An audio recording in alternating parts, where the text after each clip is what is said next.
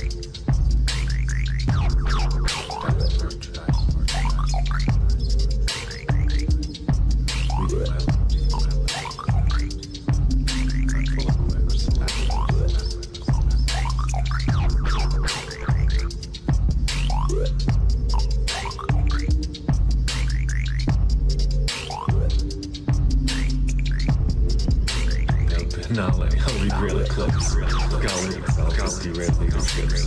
Post folly prevail, I'll sail the spaceship. Shooting from Cali, yeah.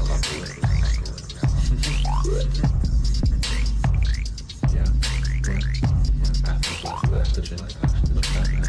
Passionate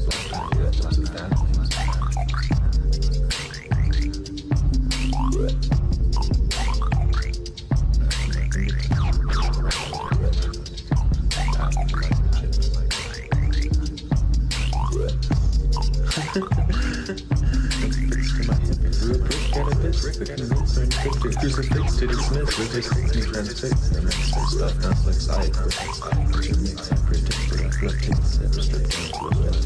Skeptics are relics, black without cybernetics, synthetic expression,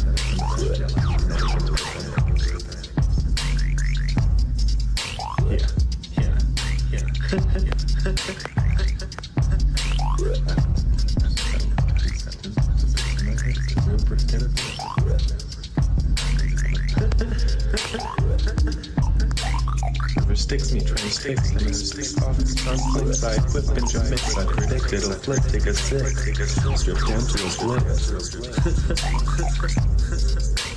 A two quantum audience, clues anonymous godliness. Huntrezz suspense is obvious, it's a monstrous ascent, problems of tense, solstice events, solemn laments, quantum and expense, sense immense.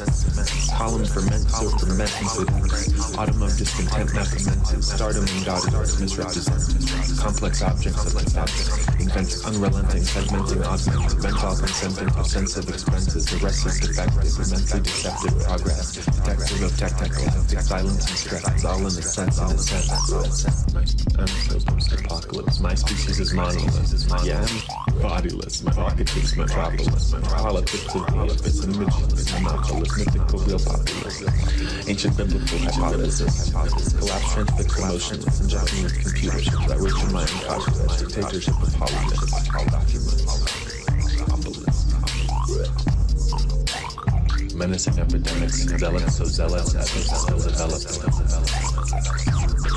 Aesthetics of resistance, curtailed academics, equipped to insist. Scale up the hysterics, infinite pandemics, can't call paramedics, endemic dilemmas, remix mimetics, next to eugenics, without persisting betwixt being missed, invasive, the cryptic, kiss the adrift, reminisce to omit, if you glimpse in the pics, let it click, contradict, like oil on a fillet, blitz and a bliss, addicted restrictions, politic columns, bodiless consequences, chest of mothership, path of the night, math on my fingertips, wrath on dictatorships, atom clips, catalytic, statistics to my history, conflict.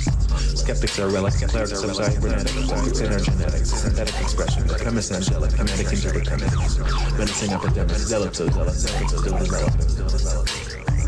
Atom blast backwood, action goes dynamic, passion of grand, nice compassion is black, action, atom to fathom, atom to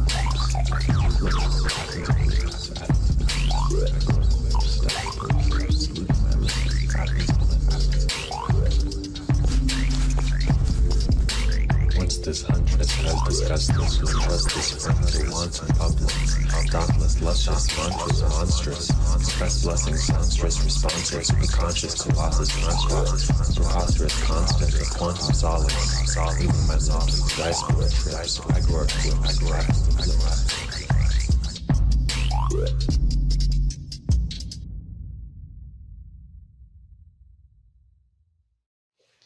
Welcome back, everybody. I am live with the one, the only Huntrezz. What's up, girl? Hi. It's so good to see you, and it's so good to see you looking so fabulous. This filter is amazing. And for folks who don't know, this filter is a version of the virtual helm that your avatar is wearing in the performance. And if the audience doesn't also know, there's also a physical sculptural component that you actually wear IRL. 3D printed. What a dope performance. I was a little bit involved in some of the production aspects of this. A little bit. Very, very helpful. But it's so cool to see it kind of finally come to fruition, and I'm so excited to present it with the Gray Area audience. What Just to kind of start us off, like I'd love to learn more about how you got started, technically how it works, because I know there's you wear a motion capture suit, and yeah, how did the idea for this performance kind of come to you? Well, I've always loved motion capture vibes. So incredible because I like spend hella time doing like like animation. So it's like so like a unlocked, quick move, like like I'm like live, unreal, and then just like the poetry stuff I've been doing and Unity 3D modeling, all things I love to do.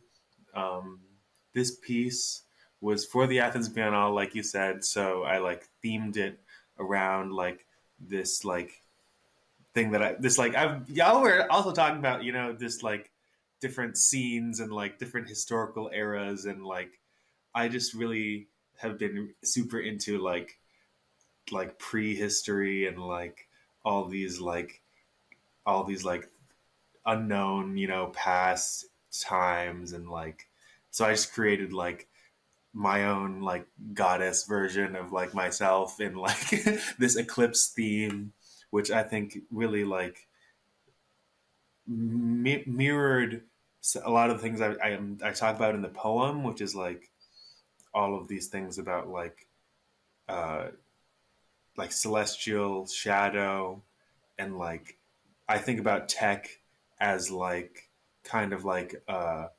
portal, and so I just like I've just been like I've just been like living in that digital world. So that was like my just a performance that I did there, and that was it. Yeah. Oh, I'm sorry that I got cut. I got disconnected there for a second, y'all. You know Embarrassed. what? It's all good. Shit happens. But we're back together now. What I wanted to ask you, before we broke, was that, something that we've been trying to grapple with throughout the course of the festival are the harmful impacts of technology and the harmful impacts of certain protocols. And something that I've always really admired about your work is one, your sparkling positivity, and two, kind of the fantastical and the forward looking way that your work presents itself. I mean, it's rather than kind of eschewing the technology and kind of railing about it, you really have a way of repurposing it to fit your needs, and making space for yourself. I mean, in the performance we just saw, you built the whole environment that you appear in. Every blade of grass was rendered by you. And so I was wondering, if you could talk a little bit about that, and how, as an artist, being, using tools that exist in a corporate context or an extractive context. I mean, we've been talking a lot about racist algorithms. How are you able to repurpose this for your own purposes and kind of break out of some of the, almost hegemonic control of the tech companies? OMG. I they affect me like hella like just today. I mean, I made this filter literally right before this earlier today, just like a few hours ago. I got the notification. I was like, "Oh yeah, yeah," and I was like, I should look cute, right? Make the filter, and then I had to re-download Snap Lens, and I don't know. I think we've talked about this, but Snapchat like had me make them some filters in the past, and then like never ended up paying me for that job. And I was like months of work on different filters that they had me doing, and like behind the scenes videos, and they never paid me. I never got a cent, and I was like, so I don't know. Like they affect me. That stuff. Like when you talk about like, oh my gosh, these companies are like those. I have that lived experience of like, oh, I was making filters and they wouldn't approve them, and they were like, no, you can't have them online. We will not let you have these filters unless you like explain yourself essentially like and like all these different like hoops that you have to jump through and then like these things that actually affect me like I don't know I lived it firsthand so it's like I know there's like lots of like negative things, and like I definitely try my best to like still like just have fun with it, and also like you said, like just exude, you know, the joy that I have in like my heart, really. So it's like even in like, you know, I'm I've you know been through hella hardship. I can't even begin. So it's just like, oh my gosh, like these little things, like I don't know, I just not when I have to be like, okay, now I have to use snap camera to do this thing. Like it's like, okay, like the world that I live in is just all that. It's just all those kinds of. So it's like Snapchat, or not just Snapchat, is like is small apples compared to how I can't go out wearing the clothes I can't leave this building wearing these clothes I'm wearing, because I'm currently in Hungary, and not in Budapest even. So, so, so I don't know. Like I can't. I don't know. So it's just like, yeah, you know, blinds closed, and I can wear what I want to wear. And like I don't know. It's Snapchat and all those things. I mean, they are enabling a free thing, so it's free that I downloaded it, which I love. I don't. I definitely believe should more freeware. Obviously, I love freeware, um, but yeah, I mean, I just want to get, you know, my heart out into the world, because I want to share it with, I believe, what I believe is to be other beings of, you know, the same universal consciousness vibe. You know, that we're all experiencing the moment, and just I want to be a part of the moment. And there are all these people who are like, "Oh, the moment is ours," and I'm like, "No, like the moment is, yes, it's ours. It's all of ours, but it's not like it doesn't belong to like Facebook." The moment, LOL. Yeah, whoa. I mean, it's heartbreaking to hear those stories, but also, you know, it's we hear them all the time in so many different ways, and it's you just feel the extraction. But you know, despite all of that, you know, you're still able to make these worlds where you can live your most beautiful fantasies. And you know, it's so, you know, we were just talking with Mackenzie Work and finding and examining places of play as potential pathways to rethink the world around us, and you know, what in a way that's perhaps not so rooted in labor and extraction. And My own personal utopia. yeah, exactly. And it was, you know, I was in, you know, your work is so playful, it's beautiful, it's serious but also funny, it's fantastical but also relatable, and you know, you really bring the audience into your performances, and so, and your works in so many ways. I mean, I'm thinking particularly your filter work, which is so transformative of the body. When you when how do I say this? How when you begin to start making uh, anything, and you start slowly putting the pieces together, pieces of a world together, how do you approach this idea? How do you approach this idea of making your own space and building your own worlds? Like, what does this concept of world building mean to you? To me, it means like it's a reality. When I think about like that little clip, I'm like, okay, that's a clip that exists, and not just like exists as a clip, but like exists as a memory, which is like really just like a weird concept to have, is like a memory, but also like synapses, and also like a reality. If I think about like multiverse, I'm just like, oh, this reality exists even spatially within our reality somewhere. I mean, it already exists spatially within the device somehow, like within the code of the device, like the zeros and ones, and also the pixels. But like, it's also like, I believe that I'm tapping, not just tapping in, but like I'm participating in the creation of another realm that is like, and it makes it feel so real when you do something like a 3D print, or if you do something like because I've done some like architectural models before where I then go and build that thing that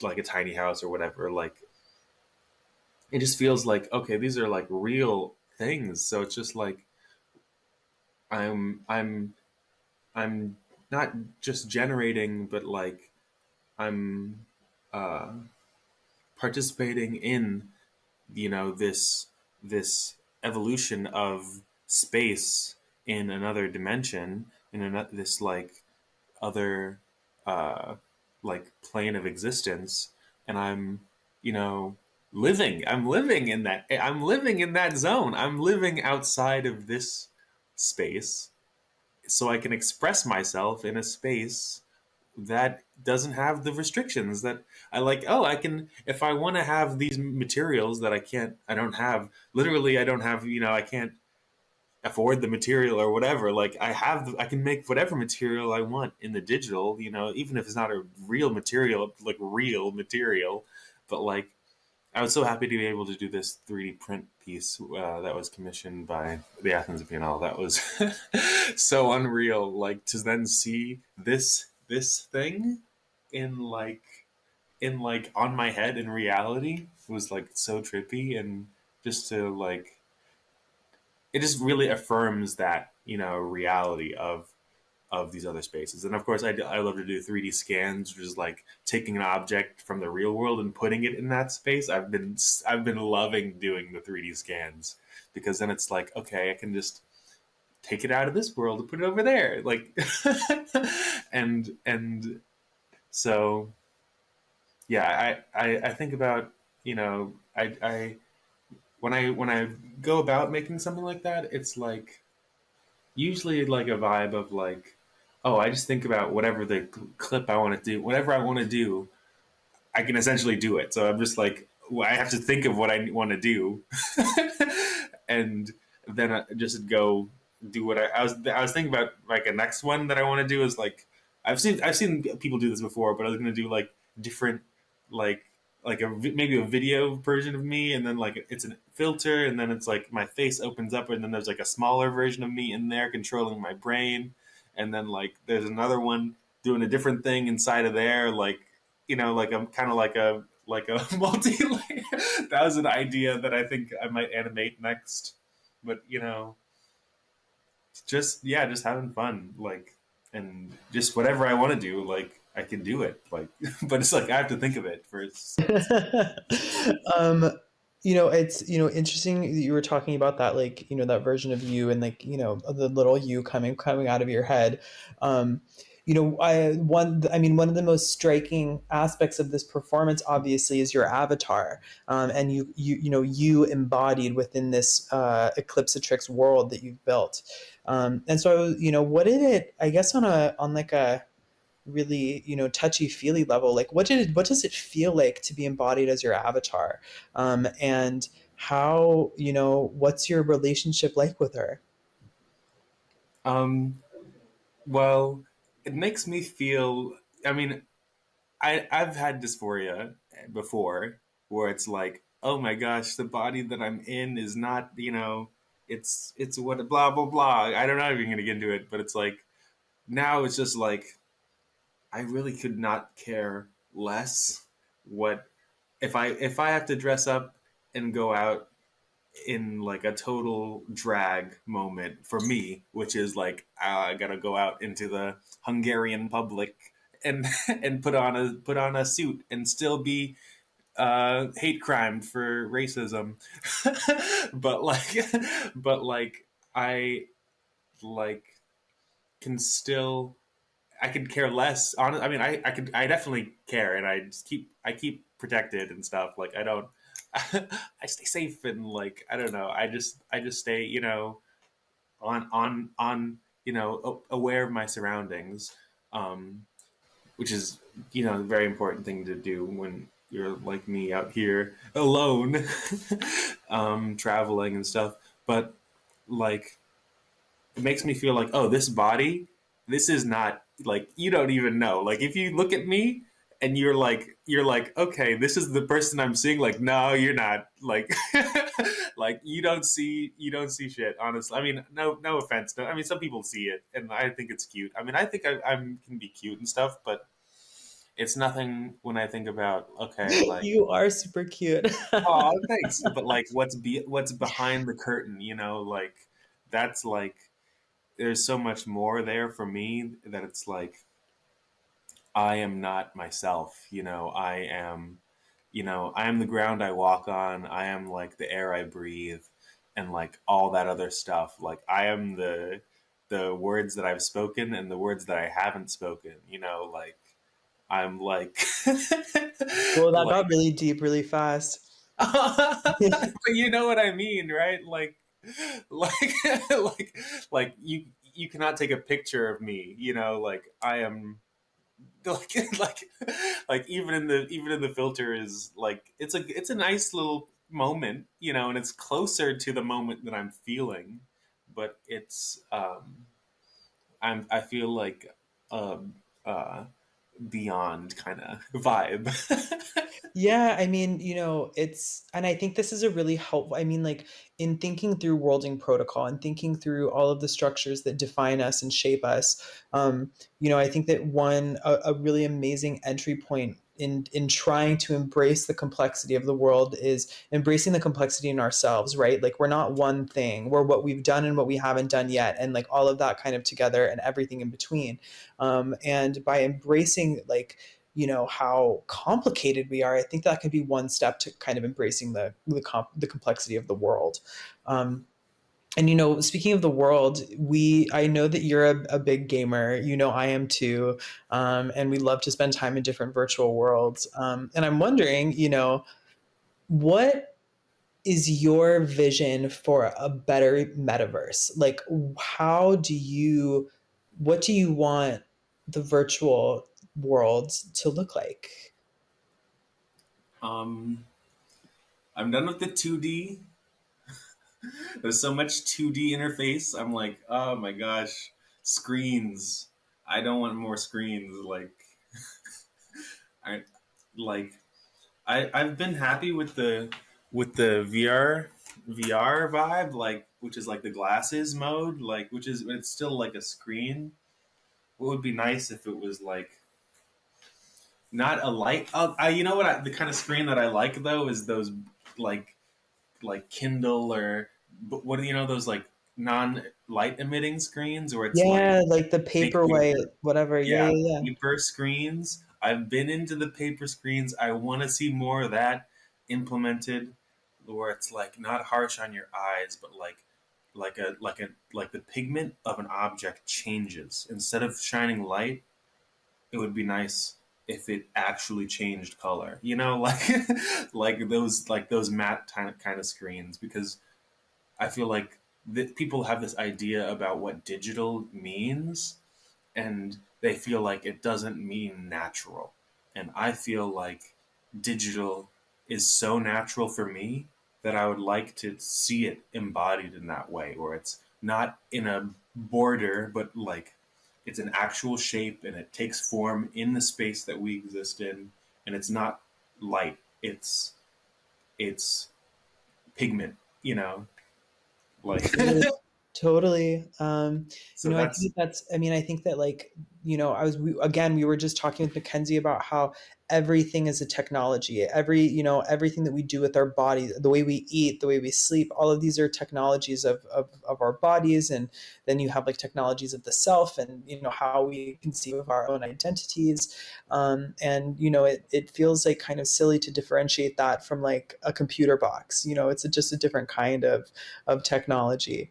so real. I got a comment here, like and from Tina Rivers Ryan, who says that I would say that digital is so naturalized we don't even think of the tech we use all the time as being digital, which is kind of like the converse side of the coin, and also and a really interesting thought.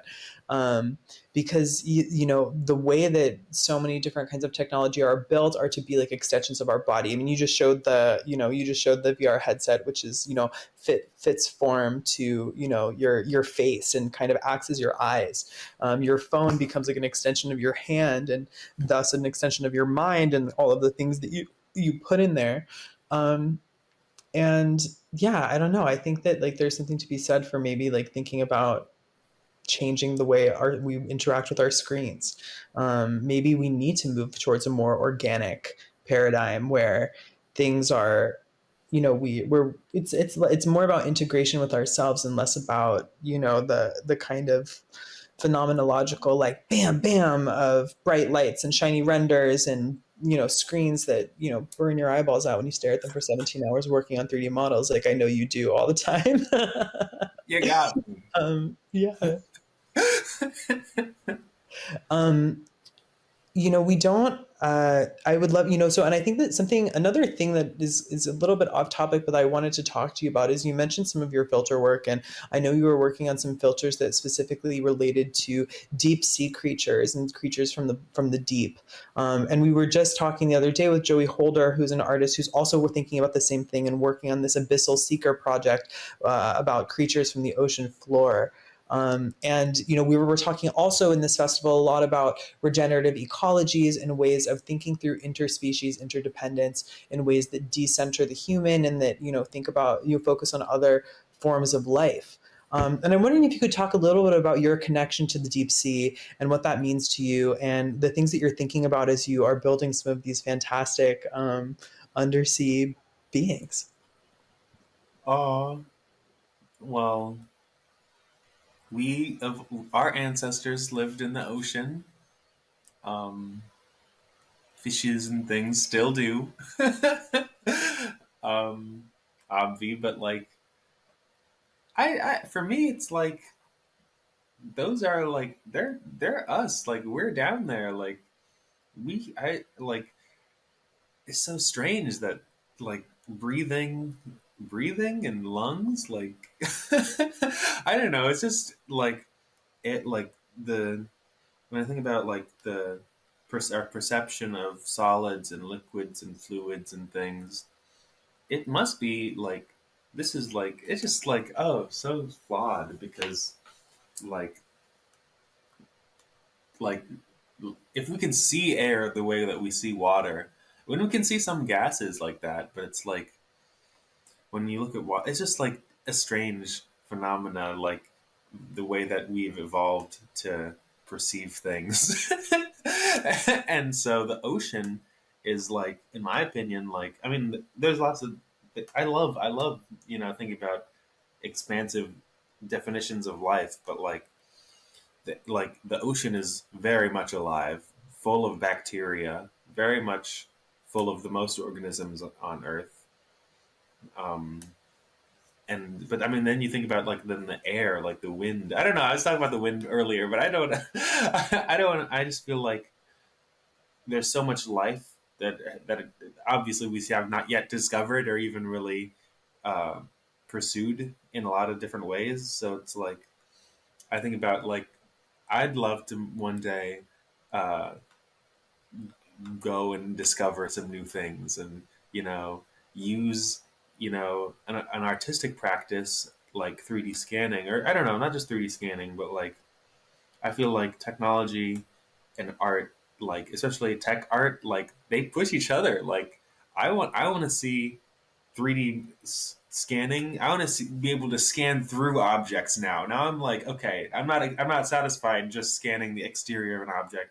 I want to see what's underground. I want to see like, you know what I mean? Like, so I think about the ocean and I think about, you know, all the unexplored depths, all these ancient ruins that we're still discovering. How, I think about how Antarctica is such a huge, vast, unexplored territory of that could also hold ruins. I love watching, you know, like ancient alien videos, but like I'm not super sure about that. But I'm just like, there's love questions, lots of questions to be asked about like the origins of like civilization, humanity, that are all like hidden in these, you know, different things about like evolution and how long we've been the species that we've been, and like all these like questions about our origins, and not just our ancient origins, but our like very recent origins, like just from like a few thousand years ago, like or tens of thousands of years ago. So it's like, whoa, like there's so the ocean is just so much questions, and I just feel like it's in a quantum state right now, and you know, with like the way that I feel my personality is also in a quantum state. So it's like, so I feel very attached to the ocean in that way, where it's I when I feel like I'm exploring the exterior world and thinking about, you know, maybe future expeditions to the middle of the ocean in the deep sea, or who knows.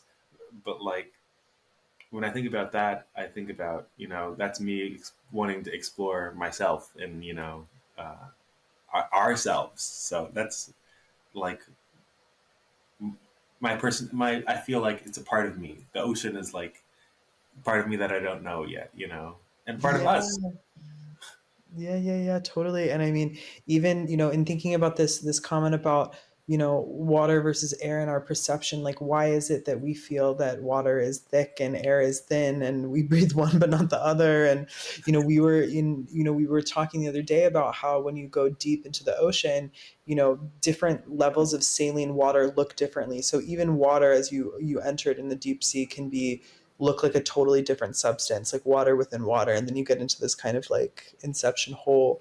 And in the end of the day, it's like kind of like this metaphor of how we're all moving through different states of being and different states of fluidity. And, depending on the pressure that we're under or the conditions of our environment.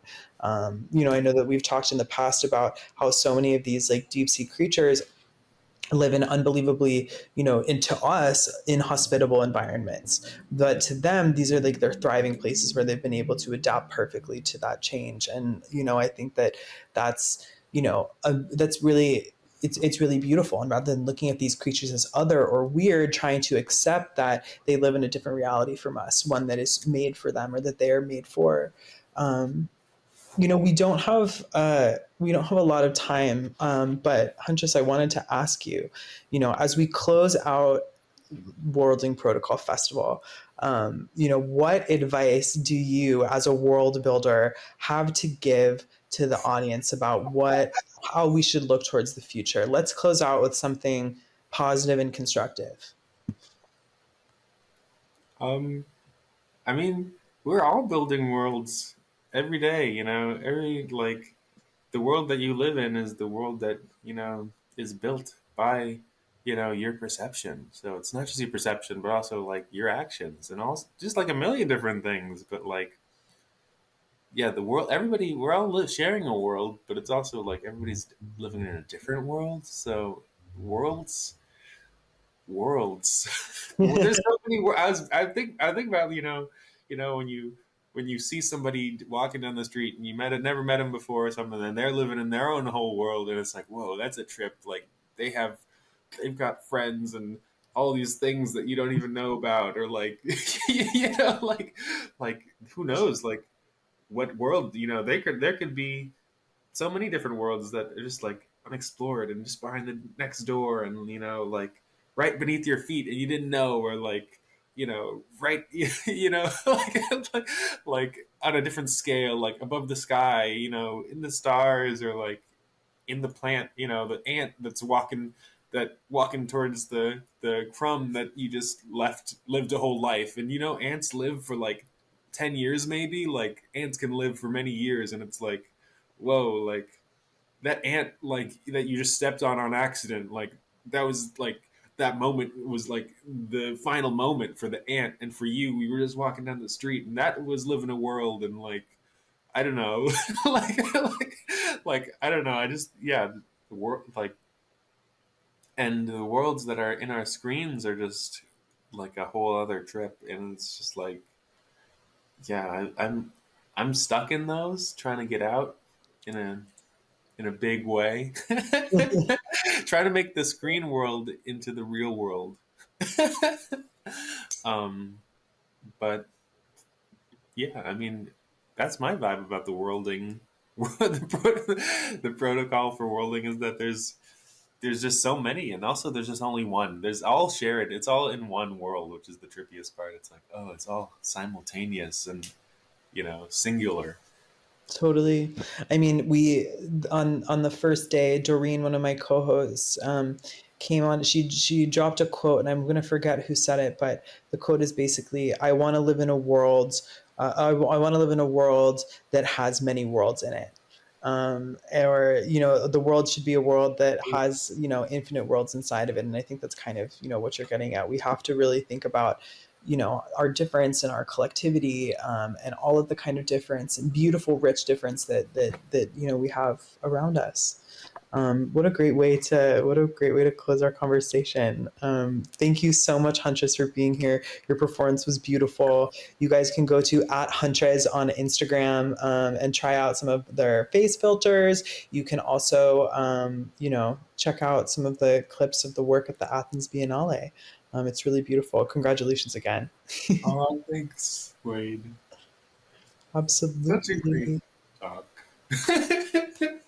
Thanks for having me. It was of course. To our audience who's still here, thank you so much for being here and sticking through Gray Area Worlding Protocol. This is it. Gray Area 2020, Gray Area Festival 2021 is a wrap. If you want to engage with us, hit us up on Twitter and Instagram. We're @GrayAreaOrg, and let's keep the conversation going. We always love to hear from folks. Let us know what ideas this festival was able to spark in you, and maybe we can build some dialogue together. Until then, thank you again to all of the speakers and participants. It was amazing to have you. Thank you to the whole Gray Area team, and we'll catch you next year for 2022.